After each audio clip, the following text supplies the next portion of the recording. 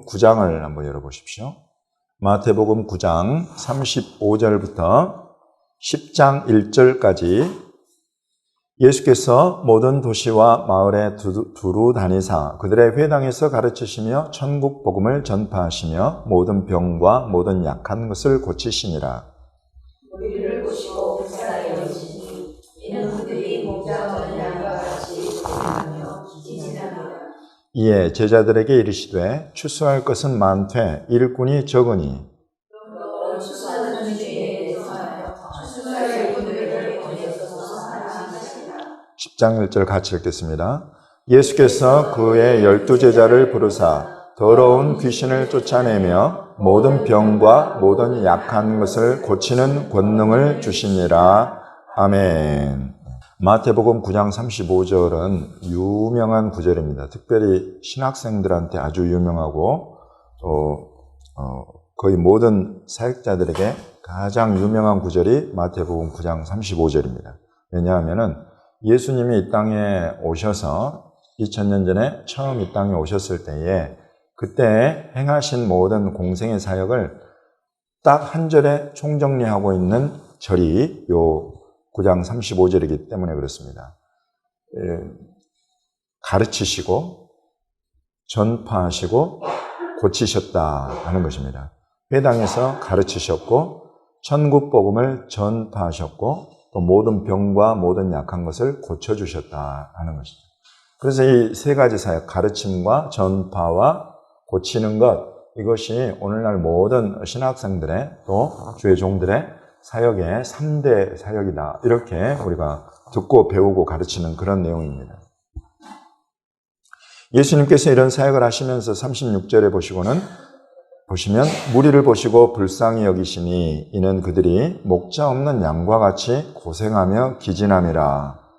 이런 말씀을 하십니다. 그러면서 이제 우리가 오늘 암송구절로 한 말씀을 또 말씀하십니다. 이에 제자들에게 이르시되 추수할 것은 많되 일꾼이 적으니 그러므로 추수하는 주인에게 청하여 추수할 일꾼들을 보내주소서 하라. 이렇게 말씀하십니다.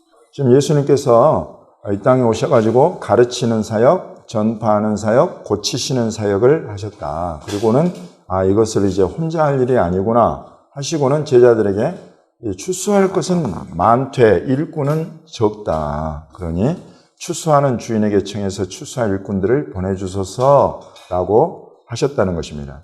추수할 것은 많다 할 때 그러면 추수할 것이 여러분 무엇이겠습니까? 영혼들이죠. 사람들이죠. 사람들이 추수의 대상이라는 것입니다. 사람들을 추수해야 되는데, 사람들의 영혼을 추수해야 되는데, 여러분 추수하면 생기는 게 뭐예요? 네, 그렇습니다. 네, 알곡도 생기고 또 쭉정이들도 나오고 그래서 알곡과 쭉정이가 같이 나오는 것이 이 추수하는 자리죠.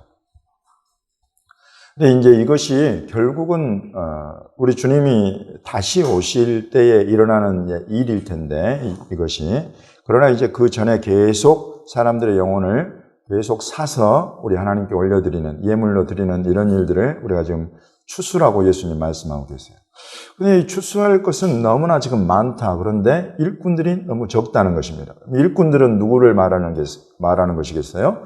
이 사람들의 영혼을 우리 하나님의 나라에 불러들일 그런 사람들을 말하는 것이죠. 그래서 이런 일꾼들이 이제 필요하다. 그러니 추수하는 주인. 지금 예수님이 제자들에게 말씀을 하고 계시니까 추수하는 주인은 보면 누구겠어요? 하늘 아버지시겠지요. 그래서 우리 하나님은 추수하는 주인이시구나 하는 것을 알 수 있습니다. 여러분 이제 이 추수하는 주인이라는 표현은 이렇게 사람들의 영혼을 산다는 요 추수의 개념에서 이제 마지막 때에 그것을 알곡과 가라지로 최종 이렇게 판가름하는 그런 부분에 있어서의 이 역할을 하시는 분이 나오는데 이제 그런 역할이 이게 추수하는 주인이라는. 그렇지만 그것은 이제 최종까지인데 그 처음 시작부터 마지막까지 이런 모든 일들을 주관하시는 분이 바로 우리 추수하는 주인 하나님 아버지시다. 이렇게 지금 우리에게 가르치고 계십니다.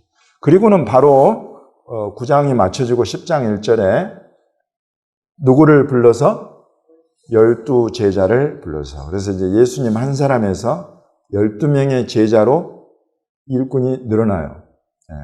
12명의 제자.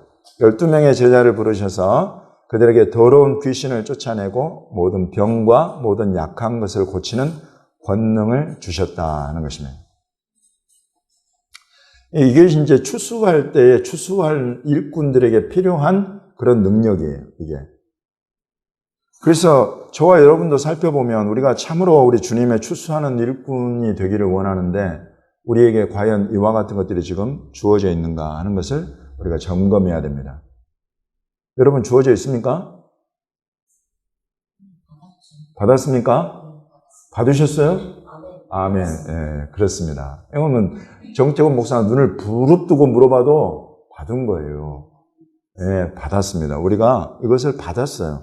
더러운 귀신을 쫓아내고 모든 병과 약한 것을 고치는 권능을 주님이 우리에게 주셨다 하는 것입니다. 이것이 성령 안에서 우리에게 주신 일꾼으로서의 그런 자격이요, 능력이에요.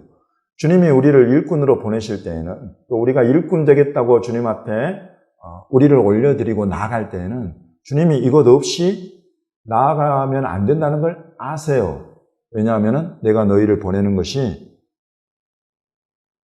양을 이리 가운데로 또 이 험악한 세상 이 안으로 너희를 지금 보내는 것이, 그러니 주님이 이런 능력을 권능을 주셔서 내보내시는 것이 마땅하다 하는 것입니다.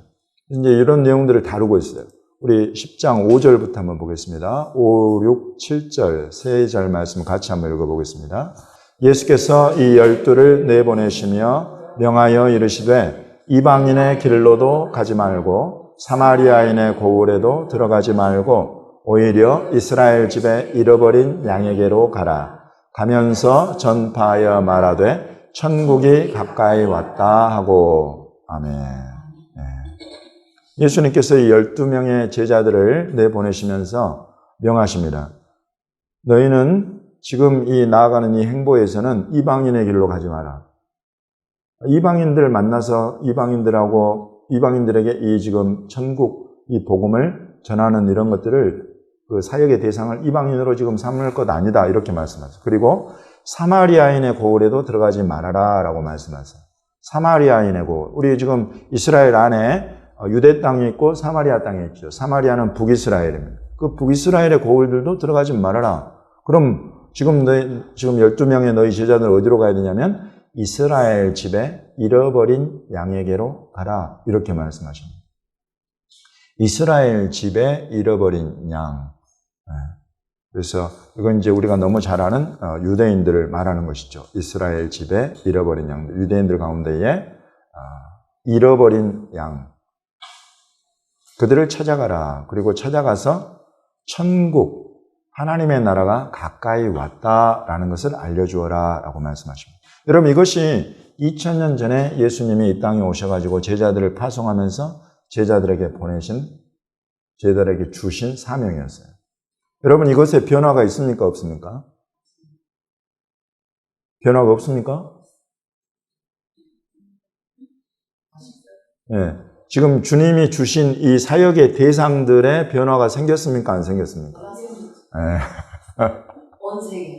예, 그렇습니다. 지금 이곳에서는 주님이 이방인의 길로 가지 말아라고 했는데 이제는 주님께서 이방인의 사도 바울도 부르시고 또 수제자 베드로도 이방인 고넬료의 집에도 가게 하시고 그러면서 사도 바울과 바나바를 따로 불러서 세워라 하면서 파송하시고 이러면서 그들에게 주신 사명이 뭐냐면 이제 내가 너희를 땅끝까지 보내서 이방인들에게 빛이 되게 하겠다 라는 말씀을 하시는 거예요. 그래서 여러분 이거 보시면 주님의 이런 그 파송할 때에 그 주시는 사명은 그 때에 따라서 지금 전략적으로 주님은 그 일을 계획하고 이루어 가시는구나 하는 걸 알 수 있어요. 사마리아인의 고을에도 들어가지 말라라고 이때는 말씀하셨는데 그 다음에는 어떻게 됐어요? 예수님이 직접 사마리아로 가셨어요. 그래서 수가성에서 사마리아 여인을 만나고 이 여인을 통해서 사마리아 전체가 예수 그리스도의 말씀을 듣게 되죠. 이 여인을 통해서라는 말씀은 이 여인이 소개를 하고 결국 예수님이 그 고을로 들어가셔서 사마리아 사람들 전체에게 예수 그리스도께서 이 복음을 전하셨단 말이죠. 그리고 이제 성령 시대로 또 넘어오면 제자들, 사도들과 교회 시대로 넘어와도 역시나 사마리아 성들을 돌아다니는 빌립 집사 이야기도 나오고, 이렇게 되면서 주님의 이 선교 계획, 이것은 전략에 따라서 지금 움직이고 있다. 이때 지금 이스라엘 집에 잃어버린 양들에게로 가라. 이때는 모든 이 12제자의 초점이 온통 이 유대인들, 이스라엘 백성들 뿐이었지만, 결국 이제 이것이 하나님의 때가 되었을 때는 이스라엘을 넘어서서, 사마리아를 넘어서서 세계 열방으로 이것이 움직이고 확산되어 왔다 하는 것을 우리는 잘 알고 있습니다. 지난 2000년이 그런 선교의 역사, 하나님의 뜻, 하나님의 선교 전략이 이렇게 지금 진행되어 온 것이죠. 네, 여러분 이제 마태복음 10장 22절, 23절을 같이 한번 보겠습니다. 또 너희가 내 이름으로 말미암아 모든 사람에게 미움을 받을 것이나 끝까지 견디는 자는 구원을 얻으리라. 이 동네에서 너희를 박해하거든 저 동네로 피하라. 내가 진실로 너희에게 이르노니 이스라엘의 모든 동네를 다 다니지 못하여서 인자가 오리라. 아멘. 여러분, 이 10장은 참 독특한 것이, 마태가 기록한 이 10장의 내용에는 예수님이 12제자를 파송하면서 하신 그 말씀을 쭉 정리를 해놓고 있는데, 이 말씀 안에는 놀랍게도 당장의 이 사역과 더불어서 이제 이 마지막 때에 일어날 이스라엘 선교에 대해서도 실은 그 안에 같이 담아 놓으셨어요. 그래서 지금 여기 이 부분에 이 마지막 우리가 23절까지 읽은 23절에 이 동네에서 너희를 박해하거든 저 동네로 피하라. 이건 그때 당시에도 여전히 그런 적용되는 말씀이지만은 요 다음에 나오는 말씀은 이스라엘의 모든 동네를 다 다니지 못하여서 인자가 오리라 하는 이 말씀은, 물론 당시에도 이제 예수님과 만날 약속을 해가지고 어디까지 갔다가 어디에서 나를 만나자 이렇게 하고 인자가 그곳에 나타나셔서 제자들을 만나는 것으로도 볼 수 있지만은, 역시 이 말씀의 이 표현에 의하면 예수님께서 어디론가 가셨다가 다시 돌아오시는 그런 내용을 또 바탕으로 하고 있어요. 그래서 지금 예수님의 이런 말씀 속에는, 지금 이 제자들을 파송한 이 말씀 속에는 이스라엘을 주님이 오시기 직전에 이스라엘 모든 동네들에 이스라엘의 전역에 다시 이 예수 그리스도의 복음이, 천국 복음이 선포되고 증거되고, 이런 일들을 위해서 주님께서 제자들을 파송하시고 주의 일꾼들을 보내서 추수할 일꾼들을 보내서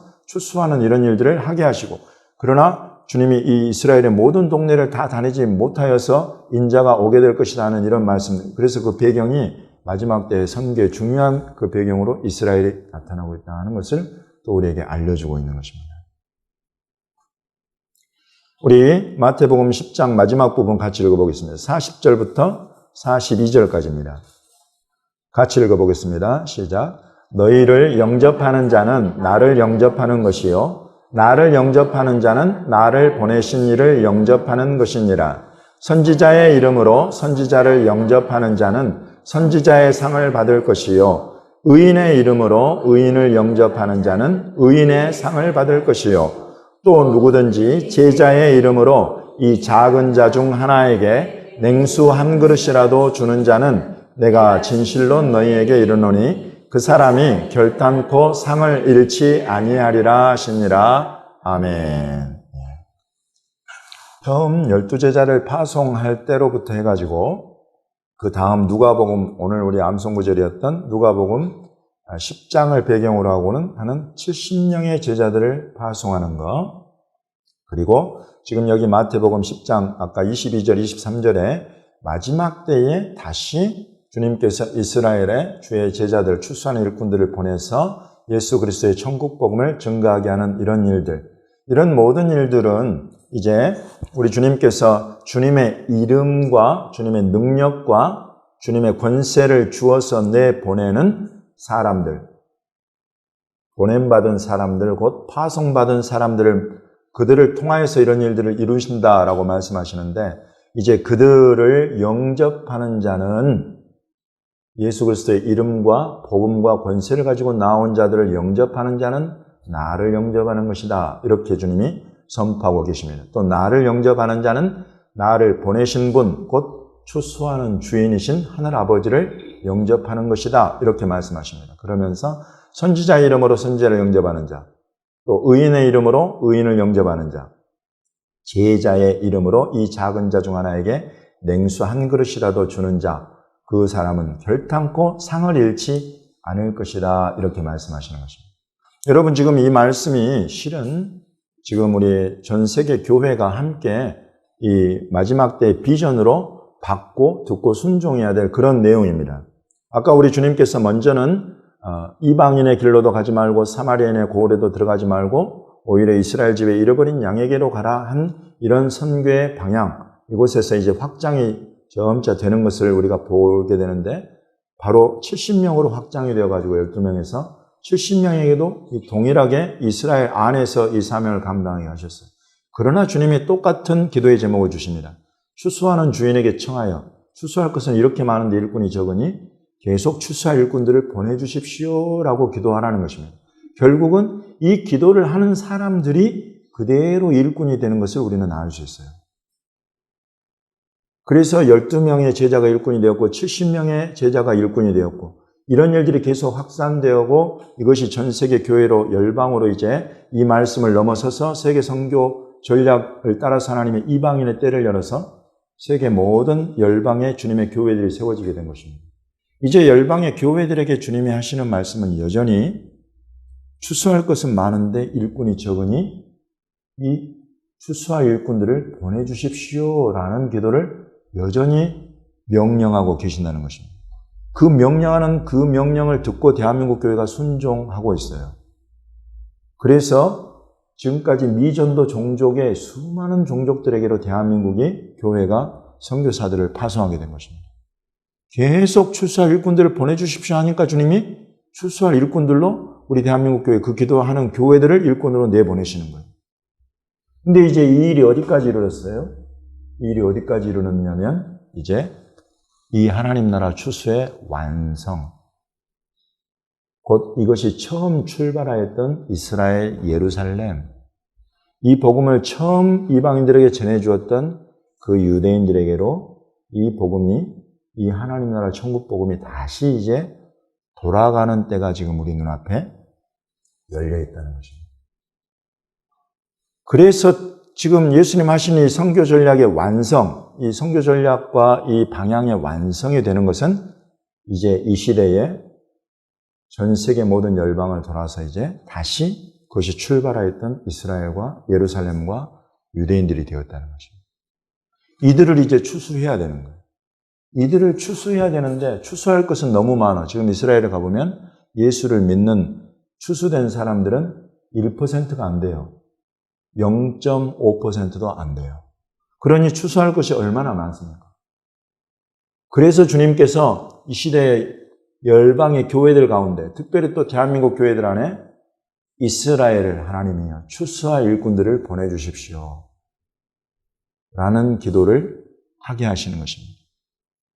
이 기도를 먼저 대한민국이 하기 전에 실은 미국이 먼저 했어요.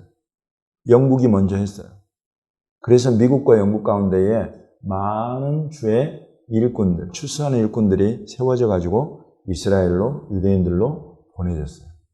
그들보다 늦었지만 주님이 대한민국 교회 곳곳에 지금 이스라엘을 향한 우리 주님의 마음과 뜻과 비전을 계속 부어주고 열어주는 그런 시대가 되었어요. 그래서 곳곳에서 이제 우리는 화요일 날 이곳에 모여서 기도합니다마는 대한민국 곳곳에서 이스라엘의 구원을 위해서, 이스라엘이 유대인들이 추수될 것을 위해서 기도하는 교회들, 기도하는 선교단체들이 계속 늘어나고 있어요. 여러분, 이런 것이 우리 주님이 지금 전 세계에 동일하게 처음부터 지금까지 이루어 오신 일들이에요. 그래서 이 기도를 지금 한다는 것은, 이 기도를 대한민국 교회가 한다는 것은 대한민국 교회가 뭐가 된다는 것을 의미한다? 추수하는 일꾼들로 세워진다는 것을 의미하는 것입니다. 여러분, 이것은 그냥 우리가 이렇게 주님이 행하여 오신 일들을 정리해 놓은 이 사복음서와 또 신약 성경을 쭉 우리가 읽어보았을 때 그냥 우리에게 풀어지는 지혜예요. 주님이 하시는 일들에 대한 이해예요. 이것이 믿음인 것입니다. 그래서 지금 대한민국 교회가 이스라엘 선교를 위해서 기도하고 이스라엘이 구원받을 것을 위해서 온 이스라엘의 구원을 위해서 기도하고 우리 지금 백향목 선교회도 온 이스라엘이 구원받으리라는 그 말씀을 비전으로 삼고 기도하고 있는 것입니다. 이 기도에 우리 이사회 여러 교회들과 목사님들 뿐만 아니라 지금 대한민국 교회에서 곳곳에서 이 기도에 참여하고 있는 거예요. 주님이 우리를 쓰시겠다는 것입니다. 주님이 우리를 이스라엘 마지막 때 이스라엘 집에 잃어버린 양들을 이스라엘 집의 마지막 때 추수를 우리 대한민국 교회에 맡기시려고 이 기도하는 이 일들을 일으키신 것입니다. 추수하는 주인에게 청하여 추수할 일꾼들을 보내어 주소서 하라 하신 이 기도를 우리에게 맡기신 것입니다. 그리고는 아까 우리 처음부터 확인한 것입니다마는 이것을 믿음으로 받고 이스라엘 선교, 이스라엘이 구원받도록 이스라엘 집의 마지막 때 추수를 위해서 준비하고 헌신하는 일꾼들에게는 주님께서 귀신을 쫓아내고 병을 고치고 약한 것을 고치고 또 너희가 내 이름으로 나갈 때 누군가 너희에게 냉수 한 그릇이라도 준다면 그 사람은 결코 그 상을 잃지 않게 될 것이라는 이런 약속의 말씀까지 주시면서 너희들이 얼마나 귀하고 존귀한 자들인가를 주님이 우리에게 깨우쳐 주시는 것입니다. 지금 이런 부르심을 따라서 우리 지금 백향목 선교회, 우리 백향목 교회는 실은 대한민국 교회의 모든 어떤 나아가는 그런 움직임들 가운데 사실 지금 프론티어, 최전방, 최전선에서 움직이고 있어요. 그래서 유대인들 가운데 어떻게 이 예수 그리스도의 이름과 복음을 증거하고 나타낼 것인가를 계속 지금 그 전략들을 세워가고 그 방법들, 그 길들을 만들어가고 있는 것입니다. 그래서 예수님 요한복음 4장 이렇게 말씀하시죠. 그 추수할 때에 대해서 주님이 말씀하시면서 너희는 넉 달이 지나야 추수할 때가 이르겠다 하지 않느냐. 지금 막 온통 추수에 온통 힘을 쏟아야 될 때가 아니라고 말하는 사람들이 많다. 그러나 눈을 들어 밭을 보라 희어져 추수하게 되었다. 이런 말씀을 먼저 하십니다. 그러면서 거두는 자가 싹도 받고 영생에 이르는 열매를 모으는데 이는 뿌리는 자와 거두는 자가 함께 즐거워하게 하려 한다. 그런즉 한 사람이 심고 다른 사람이 거둔다 하는 말이 옳도다. 이렇게만. 한 사람은 심고 다른 사람은 거둔다. 곧 심는 사람이 있는가 하면 거두는 사람이 있다는 것입니다. 이것은 그 시대에 따라서 그 사람과 그 교회에 그 합당하게 주님께서 그때 합당한 부르심과 그 부르심에 순종하는 것들로 합당한 상을 각 사람에게 각 교회에게 준비하고 계신다. 그래서 어떤 교회는 어떤 사람은 나가서 열심히 뿌리고 열심히 심는 거예요. 그러나 또 어떤 교회와 어떤 사람들은 나가서 그 뿌려진 것들을 가지고 거두어 드린단 말이죠. 이것이 합력해서 선을 이루어간다. 여러분 우리는 지금까지 계속 뿌려왔어요. 계속 뿌려오고 심지어 이번에는 우리 6월절 투어 때는 주님이 기도할 때에 우리 이스라엘 추수를 놓고 기도할 때에 이 부채를 보여주시면서 이 부채에다가 예수 그리스도 6월절 어린 양 예수 그리스도의 복음을 넣어서 선물로 준비하고 나아가서 이것을 나눠주게 하셨어요. 200명 넘는 유대인들에게 이 복음이 담긴 예수 그리스도의 이 복음 부채를 나눠주게 하셨어요. 여러분 이것은 성령께서 주시는 지혜예요. 이걸 통해서 우리가 이 예수 그리스도의 이름과 복음을 뿌리는 것입니다. 심는 것입니다. 그들 가운데. 이들 가운데 이것이 거두어지는 것 우리 하나님께 있다 이것이죠. 주님이 이렇게 말씀하십니다. 고린도전서를 쓴 사도 바울이 고린도 교회에 이렇게 가르칩니다. 나는 심었고 아볼로는 물을 주었으되 오직 하나님께서 자라나게 하셨나니 그런즉 심는 이나 물 주는 이는 실은 아무것도 아니로되 오직 자라게 하시는 이는 하나님뿐이다. 추수하는 주인은 하나님이시다. 우리 하나님께 모든 영광이 돌려줄 줄로 믿습니다. 그러나 그 일을 위해서 심는 자가 필요한 것이요 물 주는 자가 필요한 것입니다. 거두는 자가 필요한 것입니다. 각 사람에게 합당한 상이 있습니다. 그러나 모든 영광은 자라게 하시는 하나님이시다. 심는 이와 물 주는 이는 한 가지이나 각각 자기가 일한 대로 자기의 상을 받으리라. 우리는 하나님의 동역자들이요 너희는 하나님의 밭이요 하나님의 집이니라. 이렇게 말씀하세요. 여러분 이렇게 하나님의 추수가 때로는 심고 때로는 물 주고, 때로는 거두어 드리면서 진행이 되는데, 이 모든 일들의 처음 출발부터 마지막까지 온 모든 것을 다 주관하고 책임지시는 분은 실은 추수하는 주인 우리 하나님이시다. 여러분, 우리가 추수하는 일꾼으로 우리를 준비하고 드린다. 정말 중요하고 정말 주님을 기쁘시게 하는 그런 마음의 소원이요 또 결단입니다. 그러나 이걸 통해서 여러분, 제가 오늘 마지막으로 여러분에게 챌린지, 도전하고 싶은 것은 우리를 통해서 주님이 수많은 영혼들을 추수하실 수도 있습니다. 그리고 추수하기를 또 추수하실 줄로 저는 믿어요. 그러나 이런 일들을 감당하면서 정작 저와 여러분이 알곡으로 합당하게 우리 주님께 추수되는, 마지막 때에 추수되는 그곳에서 떨어지면 안 된다는 거죠. 아주 당연한 거예요. 우리 하나님 손에서 우리가 계속 자라가야 한다는 거죠. 우리 하나님은 분명히 지금 자라게 하시는 분이다, 그렇게 말씀하세요. 우리의 내면 세계가, 우리의 인격이, 우리의 삶의 모든 모습이 예수 그리스도를 닮아가는 그런 자라가는 모습이 계속 되어야 한다는 것입니다. 여러분, 이것이 하나님께서 우리 안에 성령을 두신 뜻입니다. 성령 안에서 우리가 계속 자라가고 성장해가고, 이것이 멈추지 않고 계속되는 사람은 계시록에 마지막 때에 있을 추수에서 내가 있을 자리를 결정하는 것입니다. 계시록 14장에 두 가지 종류의 추수가 나와요. 낫을 들고 추수하는 그런 것이 두 가지가 나오는데, 하나는 땅의 곡식을 거두는 추수를 말하는 것이고, 또 다른 하나는 땅의 포도송이를 거두는 추수를 말하고 있어요. 이 낫을 가지고 땅의 곡식을 거두어 가지고 이 곡식은 곡간으로, 그러나 이 포도송이를, 땅의 포도송이를 거두어서는 이 포도송이는 어디로 들어가느냐면 하나님의 진노의 큰 포도주 틀 안으로 들어간다는 것입니다.